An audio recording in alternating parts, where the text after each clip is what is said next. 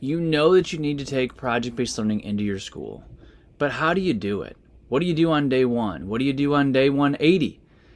These are questions that you do need answers to. You're asking the right questions because you are a visionary leader and you want to do this right. Are you going to make it top down? Is it going to be grassroots? Will you have a leadership team? Will you train your whole staff? There's a lot of different ways to implement. Go get my book, PBL Simplified. There's 2 chapters in there specifically for you as the leader. Leadership and then implementation. Think through these ideas. Then join us for our summer conference. We have teams that come in and you plan out your 3-year vision.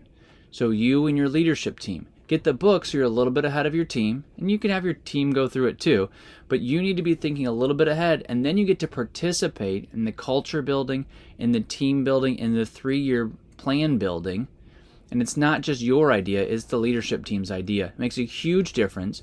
We've done this with hundreds of schools, whether we go to you or we do it in a conference. You need a plan, and we can help get it for you. So take a look in the show notes. We've got the conference coming up, and you and your team can come attend. What is your why for project-based learning? Are your teachers fighting apathy in the classroom? Are you starting to lose your passion for the work as a leader? If any of that's true, then you're in the right place. My name is Ryan Stoyer, and this is the PBL Simplified podcast. That's what we talk about here. We talk about leadership ideas. We do deep dives into PBL units. This is your spot for all things PBL, implementation from your leader perspective. How do you start moving your team to where they're empowered and you're not doing all the work for them, so that their learners are empowered and your teachers aren't doing all the work for them? Because that's how we all burn out. You are in the right place, visionary leader. Welcome. On the second Wednesday of the month, we interview a teacher in the classroom. We call it a PBL showcase. We do a deep dive into one of their PBL units so that you can see what it looks like. You can hear the thought process and the mindset of a PBL teacher. You need to know that as a leader. You don't have to know all the nuts and bolts or make your own PBL unit, but you need to know what good PBL looks like. And you should really share this specific episode, this PBL showcase, with your team. Your teachers need to hear what their colleagues are thinking as they're running through a PBL unit. The people that we're showcasing in these PBL showcases, a lot of them, it's right after their first training, because I want you to hear the flip that happens. They were a traditional teacher, they had passive learners, and now something happened, and that something is project-based learning, and it happens right away. In the rest of this episode, we do have a need to know, and how do you get PBL to spread organically? The Leadership Leap is meant to take your leadership just a bit farther by me running through a leadership book with you. And you might grab it if it really resonates, or you can take some of the tenets and start to up your game. Today we're talking about Eat, Move, and Sleep by Tom Rath, and then we'll have a PBL showcase from a teacher in Missouri. Are you looking to start your own podcast and not sure where to start? Why not use the same podcasting service that I use to edit, post, and market my podcast episodes? 5 Talents Podcasting will take your raw audio and present it to the world. All you have to do is hit record. I actually use the exact same company for our YouTube channel as well. They do the same editing and processing there as well. They do have a package in there where you can actually coach with me, and I can help you get your channel started or your business. Go to 5talentspodcasting.com to get started today. So how do you get PBL to spread organically? You're a visionary leader, so you want to lead, not tell. I get that. It's okay to say, these are the number of PBL units that we're going to do per semester, but you can also get caught in compliance with that, right? So I'm going to just do the one and then I'm done because that's what you told me to do, boss. So you really want to get organic engagement. And one of the ways to do that is to highlight the great things that are happening in those PBL units that are happening in your building. So if not everybody's doing PBL yet, how can you share the wins in that PBL classroom? When a community partner comes in, that can go into your letter that you send out, your newsletter every week. That can be the email that goes out. You can invite teachers in, especially if they're close to jumping on the PBL bandwagon and they want to get trained. Invite them into that PBL classroom, right? Sub for them for 20 minutes so they can go see an entry event. Share the stories, especially the student stories of growth that are happening in the PBL classroom. So if you have a learner that everybody knows is typically disengaged, but this PBL unit like woke them up, that's the story that you want to share. Because it is neat to listen to these PBL showcases. You hear about somebody from Maryland or Missouri or Florida, and they're doing amazing things.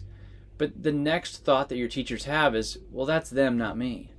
So if you can start to build up your own stories within your school, these first PBL wins, then it's like, well, those are our learners. Like, that's a kid that I had last year, and they're doing amazing things. I need to look into this more. So sharing the wins is a really great way to amplify the PBL work and to have things spread organically. And then at some point, you've got to get training for people. This is not something that just happens naturally. We have systems, resources, structures that help PBL to flourish. And what we find is that once your teachers are involved in it, this is the way they've always wanted to teach. So it's not about making people go to a PD. It's about helping them get to a place where they want to go to that PD because they see the value in project-based learning, and it's how they've always wanted to teach, and they see the results for their learners. Once you can start doing that, it starts to get really, really exciting.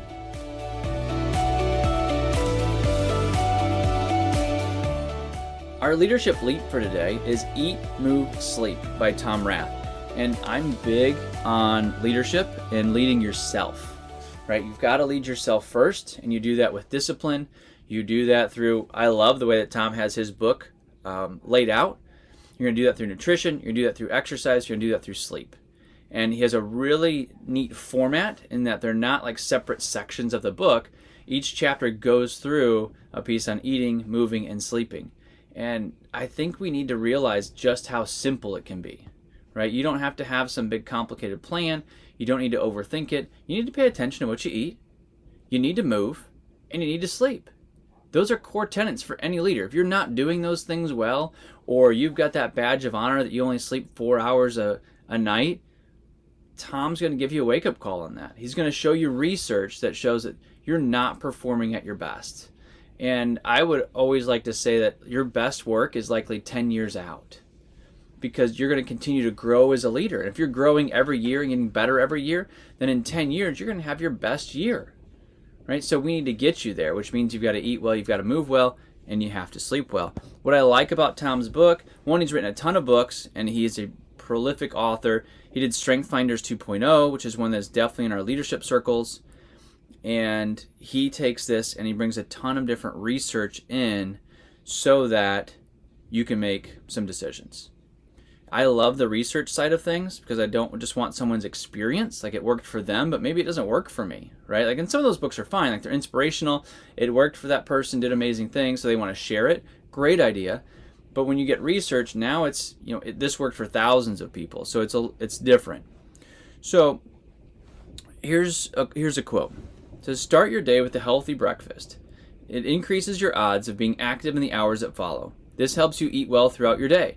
Consuming the right food and adding activity makes for a much better night's sleep. The sound night of sleep will make it even easier to eat well and move more tomorrow." It's like this slippery slope, but if you put them together, it can be the opposite of that. Like, it can be really helpful, right? Have you had the time where you had really bad sleep, so you just woke up and you kind of ate junk? Then you ate junk and you used all your energy to make your day happen. You didn't have time to exercise. You didn't have energy. And then you probably didn't sleep well the next night. So there's this cycle, which is why I like the book and the way it's laid out, is it puts all these things together. Now, here's one of my favorites that he brings out, is we've heard of the 10,000 hour rule, right? That, all of our like fantastic sports heroes, music, they've had 10,000 hours of practice to get to the place that they're at. And we've heard that study before. But what we don't hear about in this story that Tom brings out is that in that same study, and I'll quote, "On average, the best performers slept 8 hours and 36 minutes. The average American, for comparison, gets 6 hours and 51 minutes of weeknight sleep." So yes, there was 10,000 hours of practice, but there was also a ton of sleep. I remember one athlete he's got like 1% body fat, and one of the announcers said, "Hey, can you help me with that? I'm trying to get there." He goes, "Now, you don't have the discipline. You wouldn't sleep enough." You wouldn't sleep enough, right? Like, they have to work out. There's that whole side. There's the nutrition side.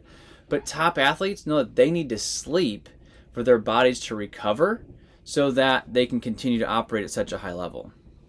Man, you might not want to read this book because it's going to show you some things that you should just not be doing. Like the effect that sugar has in your body is just awful. So one report aptly describes sugar as candy for cancer cells. It accelerates aging and inflammation in the body, subsequently fuels tumor growth. It is now clear that if you lower your sugar intake, you reduce your odds of developing cancer. Man, that's such a big deal. That is such a big deal. Like we overlook it and we think it's just an innocent thing, but it's not. We see again and again that it is such a big deal what it is you're putting in your body. So he gets you to look through and measure habits for moving, sleeping, and eating. So you combine some of that with Atomic Habits from James Clear. And so for me, this research in this book, Eat, Move, and Sleep by Tom Rath, is some of the why. And then Atomic Habits is where I get like the how, right? So that's where I start to build my habits. But the work of Tom Rath right here, this is why I have those habits. So if I forget, or I want to get lenient, or I just want to say, you know what, I'll do whatever I want today, I would lean back on this research to say, this is why I'm doing this work. Oh, can I give you such an easy one? This is so good. Broccoli. You just need to eat broccoli. Like, it's a bazillion times better for you than you even think. And I don't care if you like it or don't, just eat it, right? And he says, do everything you can to replace refined carbohydrates with vegetables when you prepare your meal. So a lot of it, just like in James Clear book on habits, it's like how you form your life. Like stop ordering fries, order the vegetable. Why? Because it makes a difference. It makes a difference in your leadership. It makes a difference in the work that you do. It makes a difference in whether or not you will achieve your goals or not. So if you are a high flyer who says, I'm goal-oriented, I'm type A, I'm going to do these things, like make these decisions then. Like some of them are harder than others. Well, I'm just going to eat candy throughout the day to make it through. Okay, but that's an awful idea. Like that's going to ruin your whole week. You say, well, I make it, I force it through. Right, but there's a better way.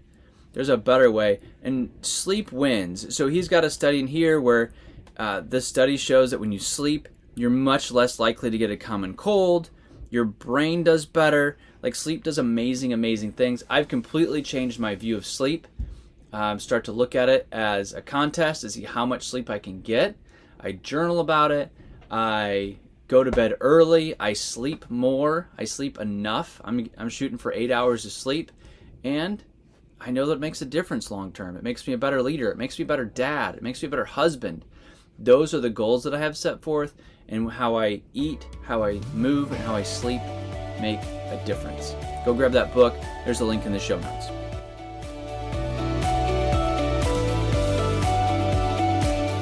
Today we've got a PBL showcase with Haley Culp from Neosho, Missouri. Haley is a rock star. She's been PBL certified for a while. She's just moved into the ranks of assistant principal to help the structures in leadership, and she's building those visionary leadership skills. I've got her kind of thinking back a little bit, though, to tell us about one of her PBL units that was rock star for them, and I think you'll enjoy the conversation. You know, I had some really incredible teachers in school, but I also look back and I recognize that some of the classes I were in were advanced classes or classes that, you know, your teachers are really plugged into. And so when I got into education, I was a political science major and a secondary social studies teacher. So much of my why is wrapped up into like, who are we creating and what are we going to continue to sustain as a country. And so a lot of me wants to make sure that the kids that are in my classroom or in my school now have the opportunity to be taught by a teacher that is equally plugged in to those kids.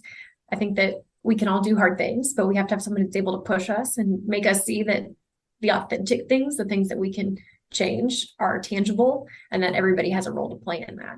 So I want to create that for kids. Yeah, absolutely. Well, let's keep rolling right into a PBL unit.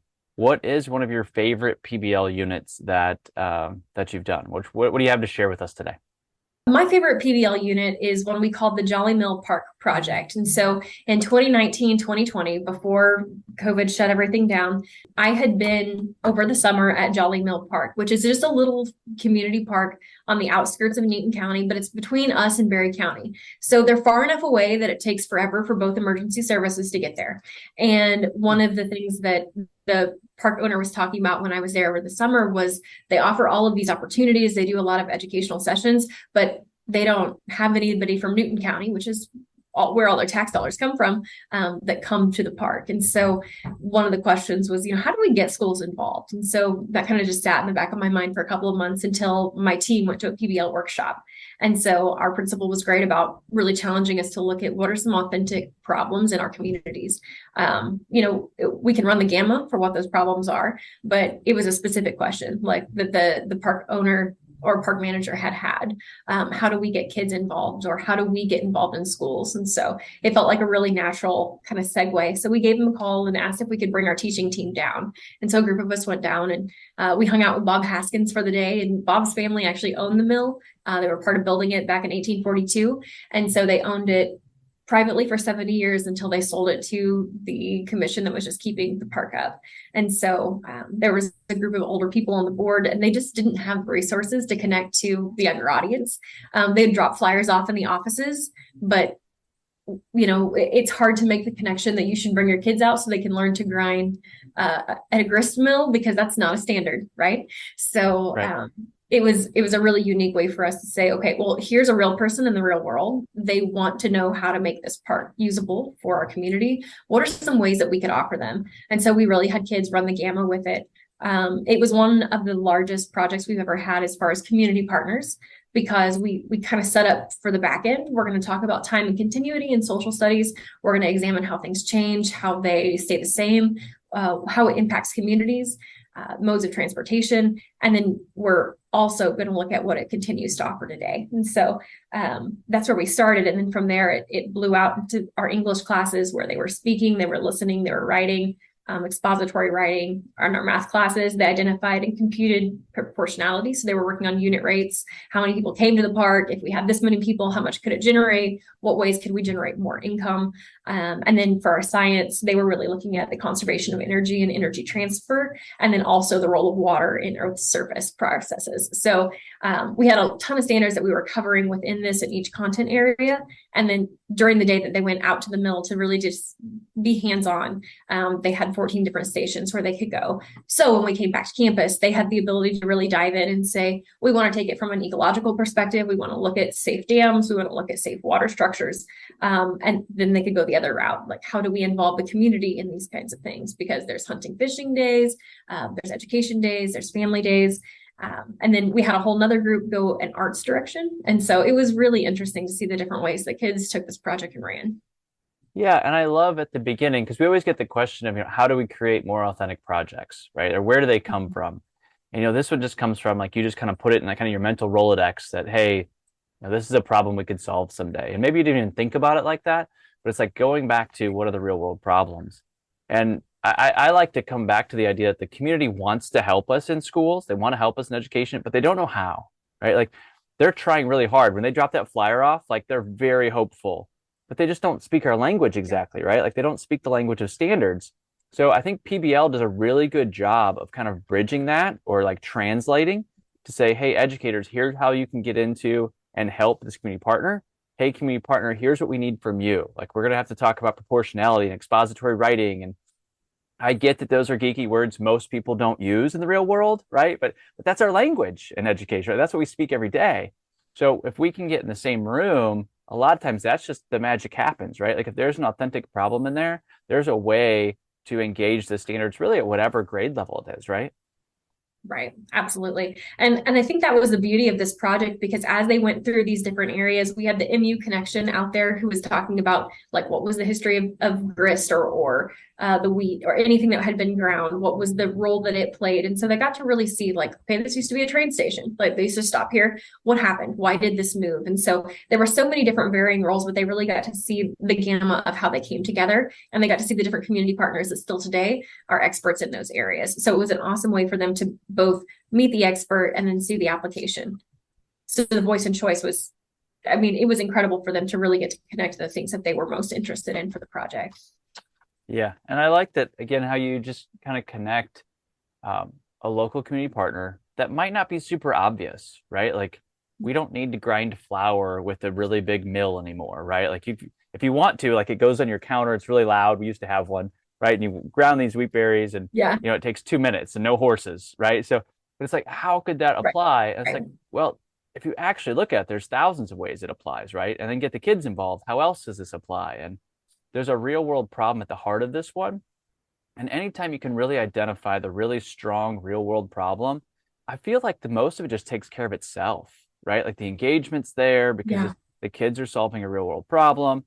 So no matter how rigorous the standards are, how deep you want to go, the kids are engaged and they want to go with you, right? So what were some of the end products or some of the presentation pieces? What did they end up looking like? So the board actually asked us, we had a couple of different iterations where our kids met with the park representatives. And so as they developed these projects, they would meet with Bubba, who's, I don't know Bubba's last name. He's a great guy. He's on our local radio. It But seems he like he doesn't specializes, need a last name, actually, yeah, right? Like like Bubba's Bubba. just perfect. You don't need a last name. Right. Honest to God, they were so excited when Bubba came in. He's got this deep voice and he's very iconic around here. So anyway, I've got to find his last name and apologize. I love But it. he came in and he met with them about, this is what the project is. Some of those were just like a Google Calendar because the park had no way to communicate when they were having big events within the board. So they might offer a family reunion one day at Pavilion A, and then they might do it the same day at Pavilion B, and there might be a wedding somewhere else. But there was no real way to kind of communicate that because there was one lady running all the information, but it didn't get back to everybody else, so that everybody had a lot of irons in the fire. So one of our groups put together a Google Calendar, and we had a different group that created a Google website. And so they embedded that Google Calendar in the website. And then that was kind of a good bridge for those two groups. Those two actually end up going to the park with us on the presentation day, and they presented to the board and explained how this could be helpful. Obviously, that site isn't the one they ended up using because it was attached to our school Google sites. But our kids were able to walk them through like how easy it was to set up some other options and how cheap it could be for them to maintain their own site. And so that was really exciting for them to have the opportunity to embrace that. So those were the first two that presented. We had another group, and this was all around Halloween fall semester. And so they were really into the idea of having a haunted house. And so they called Bob Haskins, and he was like, listen, I don't know that that's really like in our wheelhouse of what we want to do here, but I do like the idea of having families. Is there anything else we could do? And so throwing that question back to the kids, they had never heard of a dinner theater, but I had challenged them to look at a couple of different options. Are any of these doable? We have a fax department at our school, which wasn't involved in the PBL at that point. We have an arts department or theater department. They weren't involved up to that point. And when the kids realized like, okay, well, what if we hosted a dinner theater and we wrote the script and then our fax department catered? They loved that idea. The park was so excited. So that was something in the spring semester we planned to work on. Remember, this is 2020. So spring semester hits and we're out of school. And so it never comes to fruition. But the excitement in the park around what community interaction could look like. After that, they started doing farmers markets, things of that nature. So the kids were really able to kind of open the door to, there are things available that we just haven't tapped yet. And they were able to lead some of those conversations that night at the board meeting. And it was a really incredible experience. Inside that, I had a student, we'll call her Ruby. She's autistic and she had a one-to-one para. So we were working in groups, had a group of 4, and she was a part of this group. Obviously, they were strategically placed, and they were going to be a group that kind of helped her guide her through this process. But there's a photo of her when she's meeting with Bubba and going over their dinner theater idea, and she just is radiating joy. And so they're kind of those moments that you live for as a teacher because you want to be able to make sure that your kids are involved and they're included. And it just like, even looking back at it, I was looking through my notes, getting ready for this conversation. It's like, man, I hope Ruby is still the best because that's what she'd tell you. You give her praise and Ruby is the best. So I love it. I love it. So there's a ton of things to love in that whole section there, Haley. It's like when I love that it didn't totally work out, right? But it's a win, and sometimes people want to say, failures are good. And I have such a hard time even using the word failure at this point because it's just, it's like win or learn, right? I think it's Nelson Mandela quote, actually. Like either win or I learn. Fails, it's hard to even call it a fail, right? Because it didn't happen, which maybe from the outside looks like a failure, but your learners had to pivot, which is a really great skill, right? We don't always get what we want. Our plans don't always work out. The customer's always right. And then there's like this hope that's built up in your community partner. And your story with Ruby is one you've got to tell like all over. And because that is just so much fun to see learners be able to work in a group that normally maybe don't, or it's more forced in some way. And here there's entry points, right? For everybody to come in, right? And there's always those questions like, what about, and what about, like, group work, it scares, my kids that have autism. It's like, yeah, but what if this is like an authentic way for them to like move in, right? In some form, whatever works for them, right? It's not like you didn't like pull the parent and say, you've got to get in a group. It was like, let's help this work for you, right? And it's an authentic one. It's not just like forcing things in. There's so many on-ramps with project-based learning because you've got so many avenues that you can go. I just love that story, and you have to tell that story everywhere.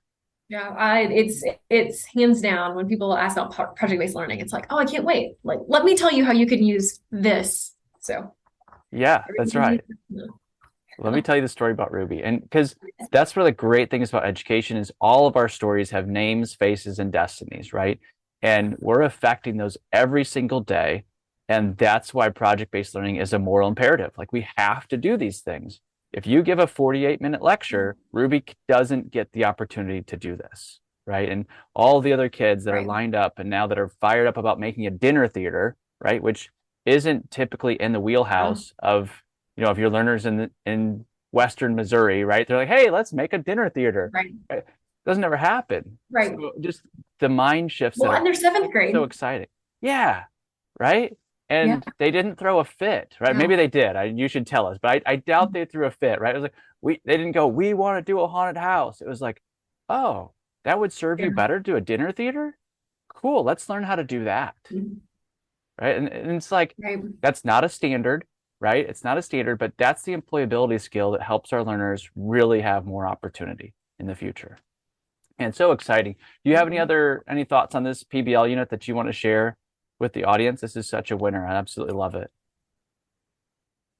Looking back on it, especially in my role now, I sometimes wonder, what would it look like if those formative assessments had been a little bit more authentic? Because at the time we had a big push to make sure that we were doing formative assessments. Our entire grade level was working on this. So I had 347 kids that were working on this project together. But I didn't necessarily have an authentic formative to make sure that we were making progress across all 3 social studies teachers or across all 3 English teachers.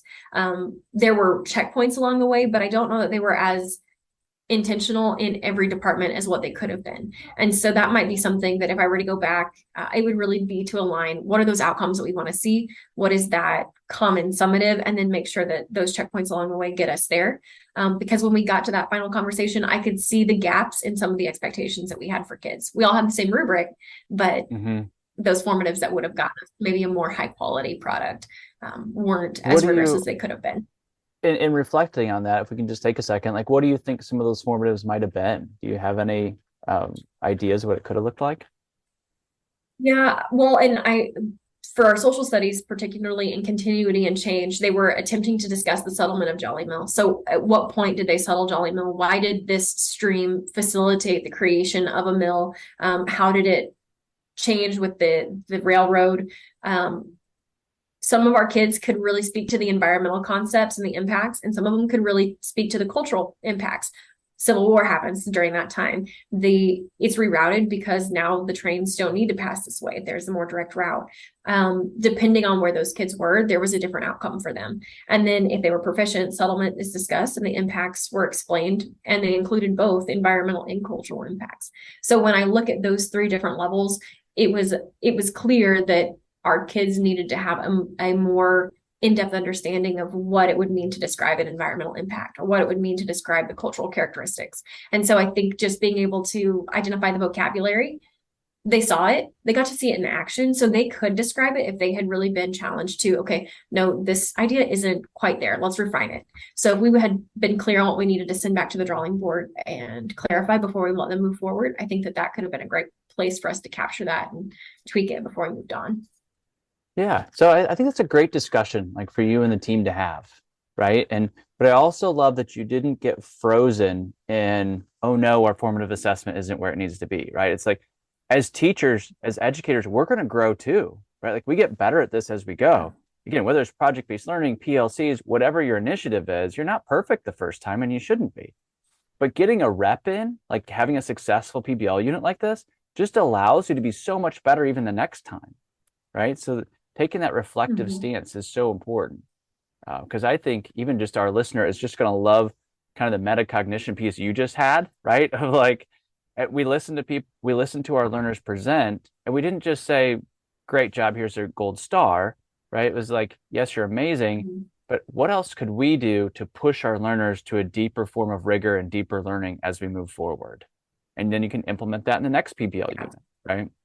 So I love that thought process. And that's why you guys are so successful out in Neosho. Like, you have this mindset that it's not just like, hey, do PBL, do the things in the right steps. It's right. PBL at its best is a mindset of good learning and good teaching. So you guys have that, and you guys are rock stars. Haley, thanks for being on today, for talking us through this PBL unit. This was great. Hey, I appreciate it. We love talking PBL and we love what you guys have brought to us. So thanks for giving us this platform. Absolutely. Hey, PBL Simplified listener, if you're looking for great PBL examples, you just heard one. You should share this episode with your teachers. You should share this episode with your colleagues. When you get to hear high quality PBL and you're trying to bring it to your district and your school, people want examples. They need examples, right? Not to copy, but to start hearing the mindset. When you share this with somebody, give them some context. Say, wow, I really love the mindset around this PBL unit. And then you get to be known as a generous educator. And that's what you want to be known for. So share this episode. And then maybe you should even head out to Neosho, Missouri. We'll take you out there so you can go see it in action too. You would be well blessed by that. And as you do this, you're going to engage your learners, tackle boredom, and transform your classrooms. Thank you for listening to this episode of the PBL Simplified podcast. Would you help us achieve our vision of 51 by 2051? One small step you can take to help us out is to leave a review of the PBL Simplified podcast. Scroll down to the bottom of our show page, select a star rating, and leave a review. Your review helps others find this podcast. When you leave a review, the next visionary leader will see your words and join us. Thank you for leading inspired.